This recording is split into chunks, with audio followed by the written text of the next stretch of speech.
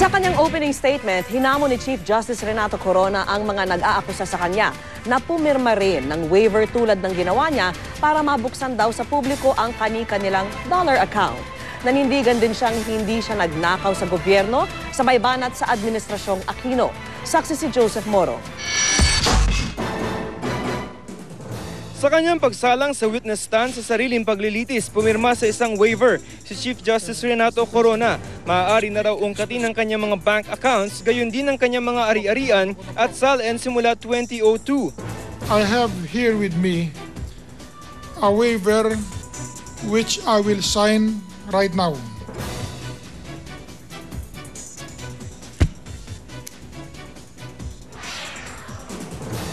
Ito po, pirmado ko na po.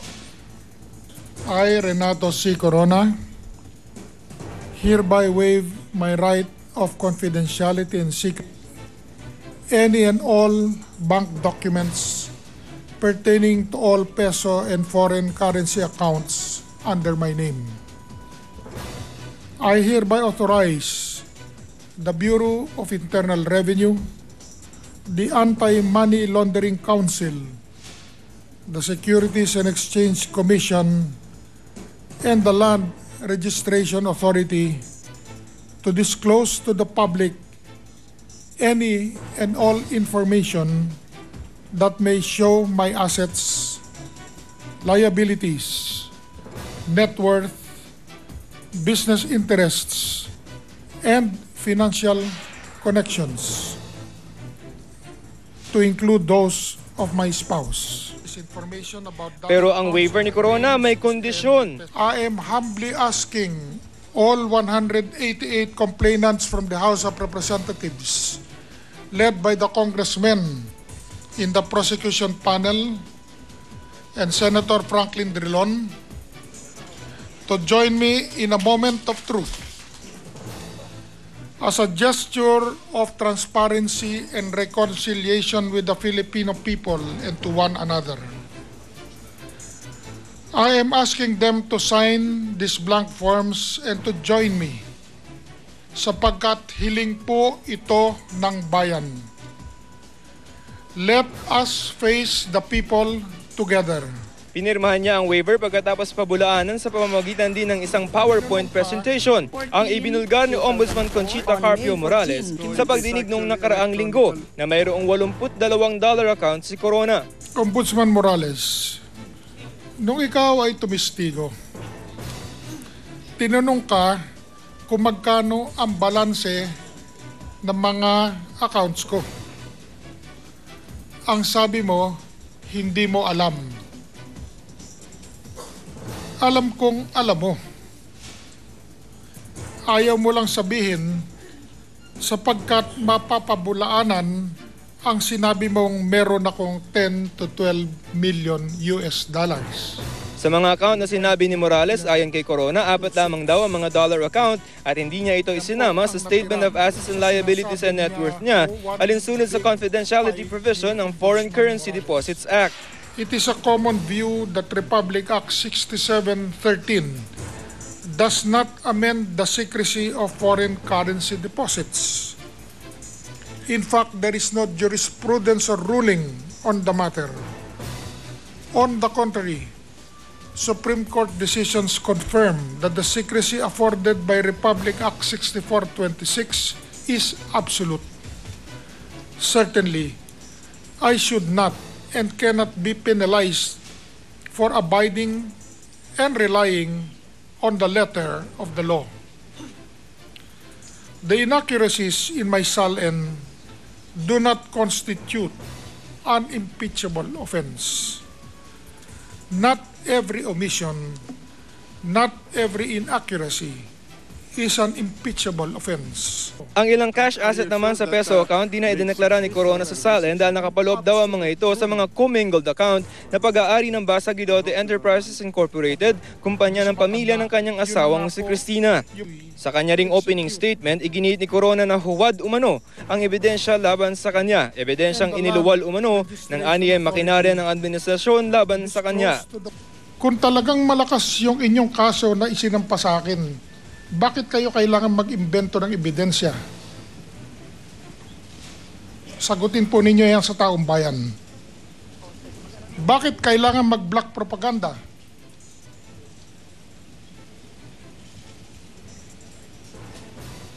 Mag-imbento, magsinungaling, at maghukay ng walang hanggan. Wala akong kasalanan, wala akong ginawang katiwalian, at ako ay hindi nagnakaw sa gobyerno. Malinis po ang aking konsyensya. Malinis po ang konsyensya ng aking pamilya. Wala kaming ginawang masama. Wala kaming ginawang kawalanghian. Giit ni Corona, nagugat daw ang impeachment case sa desisyon ng Korte Suprema pabor sa pamamahagi ng lupain ng Hacienda Luisita sa mga magsasaka. Ang matinding galit ng Hacienderong Pangulo sa pagkakatalo niya tungkol sa Hacienda Luisita. Ano po ba ang karapatan ng Pangulong Aquino na ikagalit sa pamamahagi ng Hacienda Luisita sa magsasaka? Ang lupaing ito ay pinahiram lamang sa kanila. Inagaw lamang itong lupang ito sa mga ninuno ng mga kasalukuyang magsasaka. Halos 60 taon na pinakinabangan at pinagkakitaan nila ang Hacienda Luisita. At pagkatapos ngayon, ayaw na nilang isoli. Ako po ba ay hadlang? Ako po ba ay sagabal sa kung ano o kung kanino? O dili kaya'y tinik sa lalamunan ng ninuman? So far po, lahat ng nakita ko rito, magbuhat nag-umpisa itong impeachment trial na ito, ay hatred, galit sa isang tao, benggansa sa isang tao. Bakit po ba ganito na lang ang galit sa akin nitong kasalukuyang administrasyon ni Pangulong Aquino? Ano ba ang kasalanan ko sa kanya? Ano ba ang kasalanan ko sa bayan? Wala akong pagkakasalang alam ko. Gusto rin daw ni Pangulong Aquino na kontrolin ang tatlong sangay ng gobyerno at unti-unti na raw na mamaniobra ng kaliwa ang pamamahala sa gobyerno. Tinukoy niya si Presidential Advisor for Political Affairs Ronald Llamas na galing sa party list ng Akbayan. Tila kaya ay hawak na hawak ni Ronald Llamas at ang kanyang mga kakosa sa leeg ang Pangulong Aquino. Ulit-ulit na giniit ng punong maestrado, simple manong mamuhay ang kanilang pamilya. Ito'y kahit pa di naman galing sa maralitang buhay sila mag-asawa. Simpleng buhay at tahanan lamang. Hindi man kami gumagamit ng aircon sapagkat napakadali po namin magkasakit sa lamig.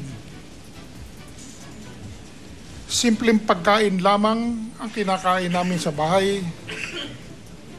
At sa maniwala po kayo at sa hindi, kami po ay walang katulong sa bahay. At yan ang sinasabi kong katotohanan sa inyo. Ganong kasimple po ang aming pamumuhay. Pinaliwanag din ni Corona ang lumabas noon sa hearing sa gulo sa BGEI. Kumpanyang nabili ng kanyang anak na si Carla sa halagang 28,000 pesos lamang. Kahit pa meron itong asset na mahigit 34 million pesos mula sa kita ng naibentang lupa sa Maynila. Isa raw sa mga ugat ng hidwaan ng 2 hektaryang ari-arian sa Libis, Quezon City na ngayon nagkakahalaga ng 2.5 billion pesos. Ang titulo raw nito na noon nasa pangalan ng biyanang si Asuncion Rocco at kapatid na si Jose Basa III, solo umanong napunta kay Basa. Nawala yung pangalan ng aking mother-in-law at nakapagpa-issue siya ng titulo sa pangalan lamang niya. Nawala na lang po ang kalahating share ng mother-in-law ko. Hindi po si Mr. Jose Basa ang inapi. Siya po ang nang-api. Wala naman po siyang trabaho eh. Buong buhay naman niya spoiled brat po eh. Anak mayaman. Tuwing may kailangan po, takbo kay mama, kay Lola Charing, hingi ng pera. Pag walang pera yung matanda, sige, benta. Benta kaliwat kanan, benta kaliwat kanan. Yung kaisa-isang property na pong natira doon sa matanda, yun na nga po yung Basa Guidote property doon sa Sampaloc na kinuha at binili ng City of Manila. Pati yun po, gusto pong ibenta ni Mr. Basa. Ang sabi ng mother-in-law ko, enough is enough. Sa statement ng anak na si Carla na kanyang binasa sa korte, sinabi nitong dehado raw sila dahil hindi nabayaran ang danyo sa napanalong libel case ng ina laban sa mga basa na umalis ng bansa para umano hindi makulong. Ipinunto rin itong 22,000 pesos lamang daw ang itinalagang halaga ng shares na kanyang binili ng 28,000 pesos. They fled to escape accountability and serving out their prison term. They were guilty of destroying mommy's reputation and making her suffer the pain, the anguish, the sleepless nights, the emotional turmoil, the damaged reputation, and endless adverse effects of such crimes. No compensation, in fact, is sufficient to pay for their crime. The sheriff said that the valuation of the shares that he exposed to bidding was provided by Mrs. Corona. I just want to put this on the record. What I said is, did Mrs. Corona raise any objection or a whimper? I remember I used the word whimper to object to the sale at auction of the shares of stock controlling almost 91% of Basa Guidote Corporation. And the sheriff said, no, only the two of them, the mother and the daughter, talk to each other. So I just want to put that into the record. Ang mga ito at iba pang bahagi ng opening statement ni Corona, nilinaw ni Presiding Officer Juan Ponce Enrile na magiging bahagi ng kanyang testimonya. Ako si Joseph Morong, ang inyong saksi.